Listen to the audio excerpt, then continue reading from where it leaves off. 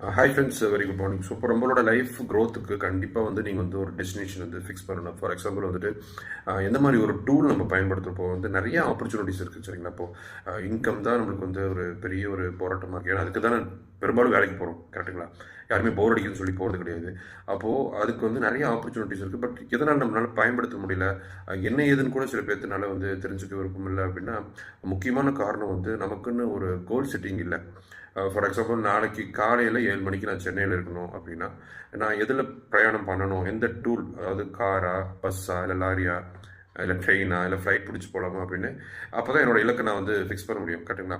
அந்த மாதிரி உங்கள் லைஃபோட டெஸ்டினேஷன் என்ன சரிங்களா? அடுத்த 2 வருஷத்தில் என்னோட இன்கம் லெவல் எப்படி இருக்கணும், அடுத்த 5 இயர்ஸில் என்னோட இன்கம் லெவல் எப்படி இருக்கணும் அப்படின்னு நீங்கள் ஃபிக்ஸ் பண்ணிங்கன்னா மட்டும்தான் அதுக்கான டூலை நீங்கள் பயன்படுத்துவீங்க. அட்லீஸ்ட் நீங்கள் வந்து ஒரு சர்ச்சிங்கில் இருப்பீங்க.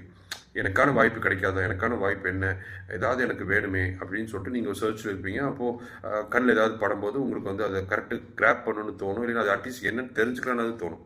பட் எந்த ஒரு இலக்குமே இல்லை, ஜஸ்ட் நான் வேலைக்கு போகிறேன் வரேன், வேலைக்கு போகிறேன் வரேன், நான் கடவுளே என் வாழ்க்கையை மாற்ற மாட்டேங்கிறியே, எனக்கு ஏன் அப்படி இருக்கிறேன், கண்ணை திறக்க மாட்டேங்கிறியே அப்படின்னா எப்படி திறக்கும், புரியுங்களா? ஸோ அதனால் ஒரு டெஸ்டினேஷன் வச்சு ப்ராப்பராக வந்து ஒர்க் பண்ணுங்கள். கண்டிப்பாக நிறைய ஆப்பர்ச்சுனிட்டிஸ் இருக்குது. தேவைப்படுது அப்படின்னா கண்டிப்பாக வந்துட்டு யூட்டிலைஸ் பண்ணிக்கோங்க. தேங்க்யூ.